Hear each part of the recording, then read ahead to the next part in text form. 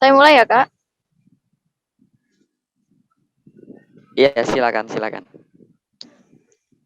Assalamualaikum warahmatullahi wabarakatuh. Selamat siang semuanya. Kembali lagi bersama saya Eka Fitria di podcast Kamis Manis.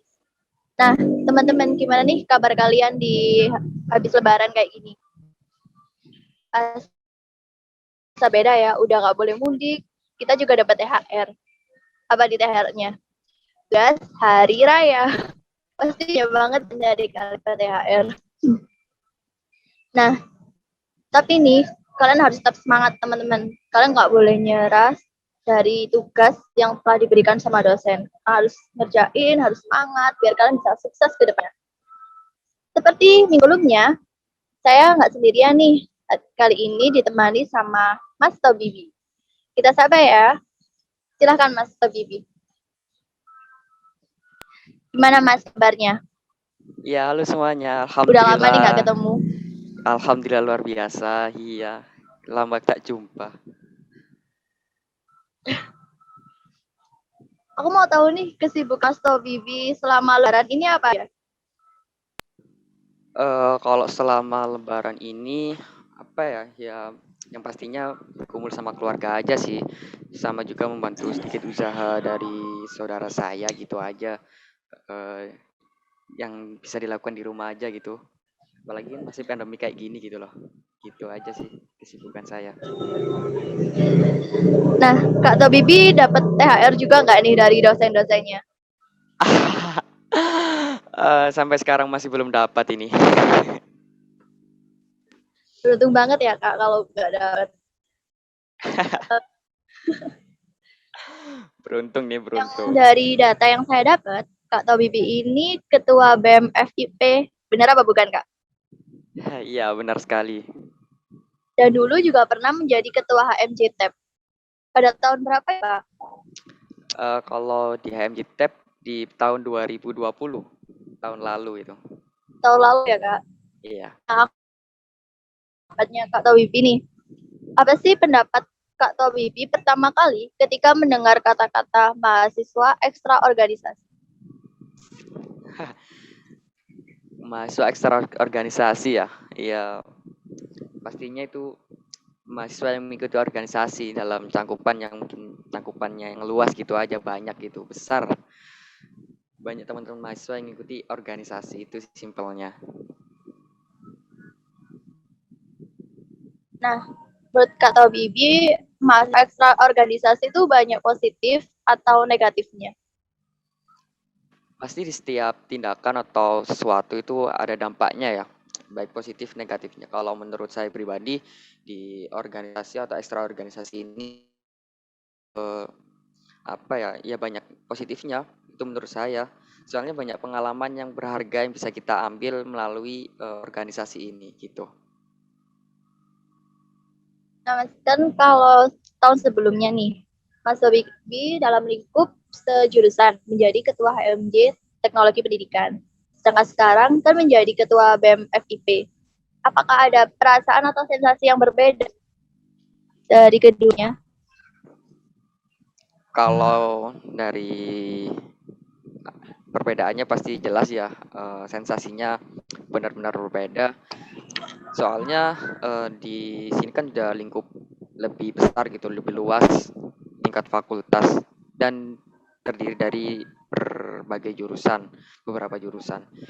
Itu memiliki latar belakang yang berbeda, kultur yang berbeda, budaya yang berbeda. Itu jadikan satu di BEM VIP ini gitu loh, tingkat fakultas. Itu sensasi yang menurut saya sangat unik, yang berbeda dari sebelumnya gitu.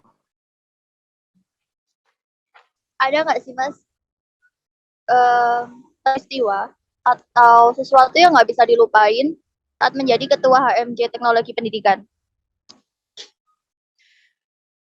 Ada sih, apalagi di periode tahun lalu kan, periode 2020, itu kita baru merasakan pertama kalinya terkena pandemi COVID ini ya.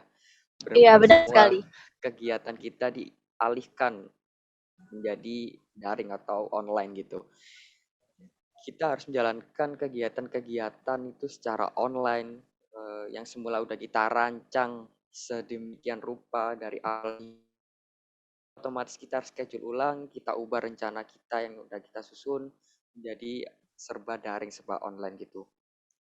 Padahal yang paling berkesan di awal itu ya pembentukan pengurus itu menurut saya paling berkesan bagi saya pribadi dengan teman-teman semuanya di organisasi sebelumnya gitu. Kita merancang sedemikian rupa lalu kita ubah karena pandemi COVID ini gitu. Pengalaman yang berharga, unik mungkin ya.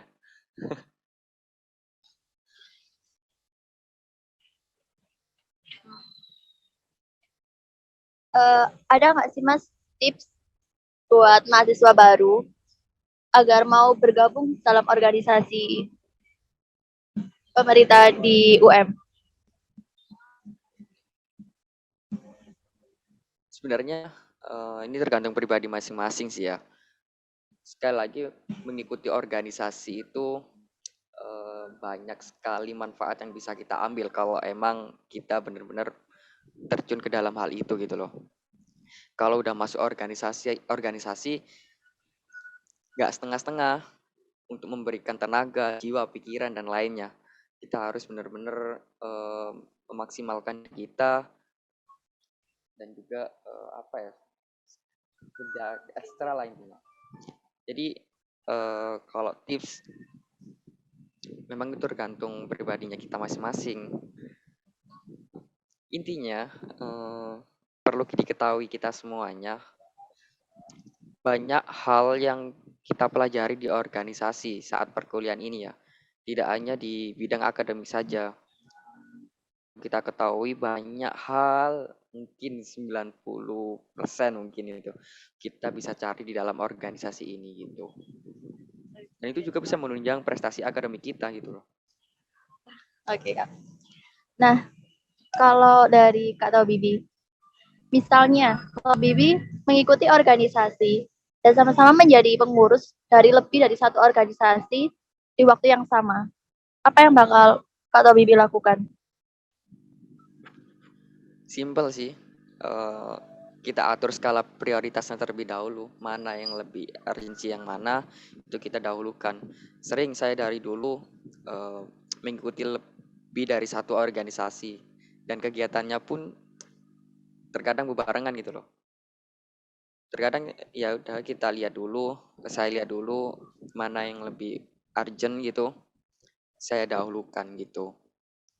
Ya dari latar belakang saya memang organisatoris, jadi organisasi saya mengikuti lebih dari satu organisasi gitu loh. Sudah terbiasa dari dulu gitu. Jadi intinya harus selalu bisa mengatur prioritasnya.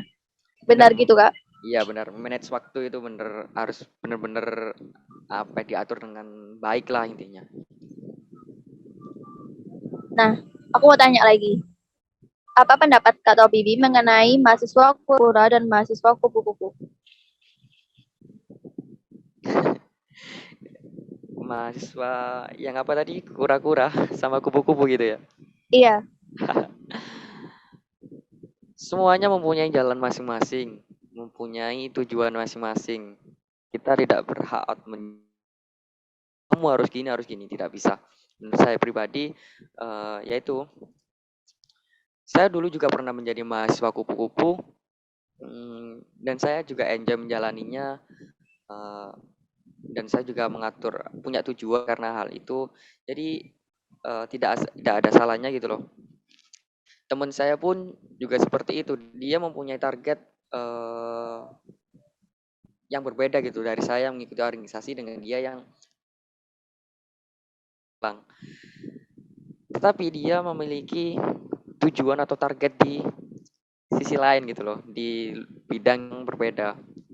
Jadi menurut saya kita tidak bisa menjudge mana yang lebih baik dan mana yang bisa dikatakan mohon maaf lebih buruk gitu. Semuanya sama-sama baik. Jadi tergantung kita menyikapinya seperti apa gitu. Masing-masing dari pribadi kita menyikapinya seperti apa. Kalau saya melihat tidak ada bedanya, ya mungkin menjalaninya saja, mungkin jalannya agak berbeda gitu. satu pertanyaan terakhir nih Kak. apa pendapat Kak Tobi mengenai adanya masalah percintaan di dalam organisasi? Menurut Kak Tobi itu wajar atau enggak? Ya, percintaan dalam organisasi itu bukanlah hal yang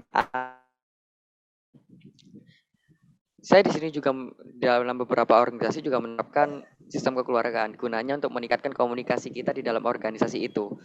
Tapi perlu kita ketahui kalau dari saya pribadi itu menerapkan temukan seseorang yang bisa membuat kita nyaman di dalam organisasi itu.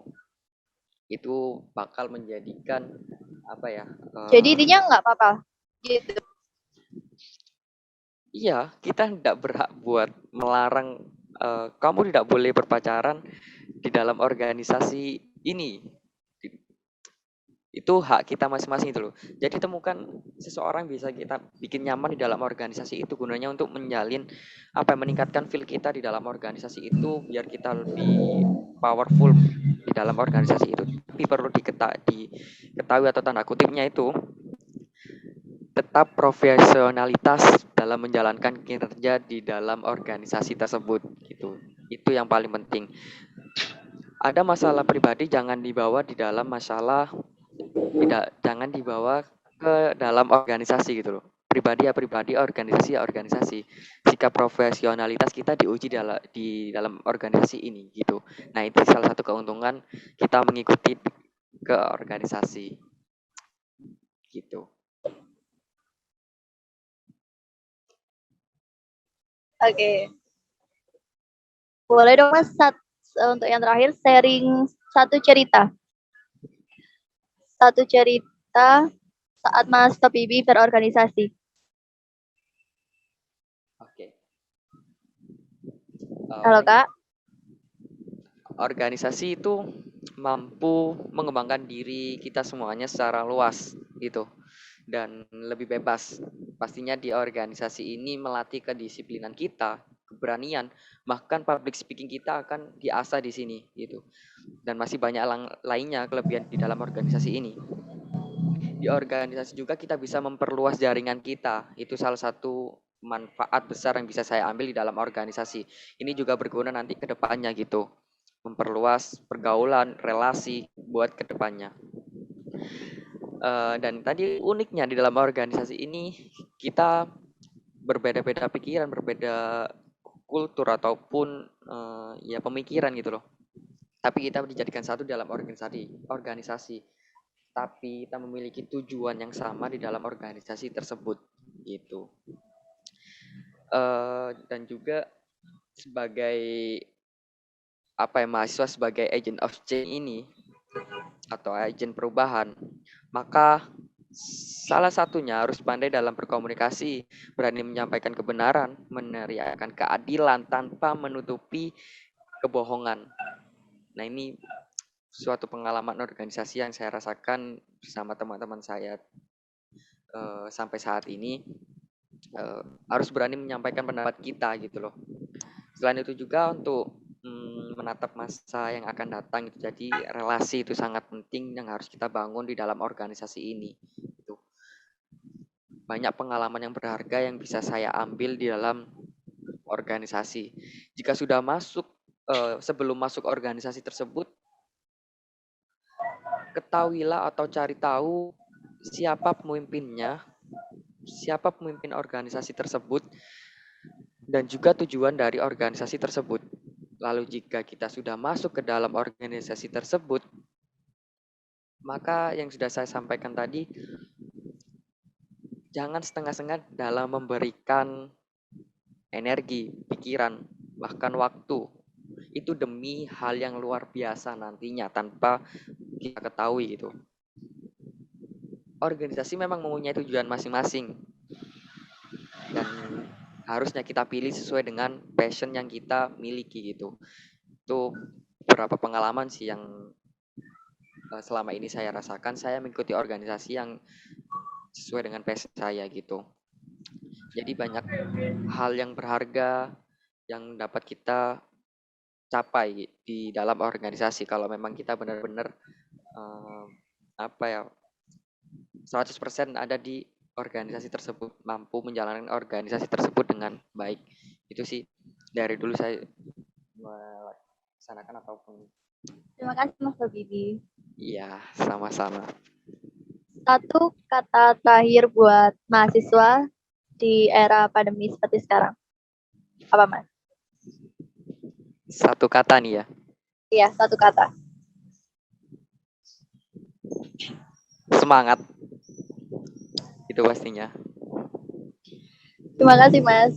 Dapat saya simpulkan bahwa mahasiswa ekstraorganisasi itu sama, tidak ada dampak negatif maupun positif. Itu tergantung dari cara pandang kita dan bagaimana cara kita mengatur prioritasnya.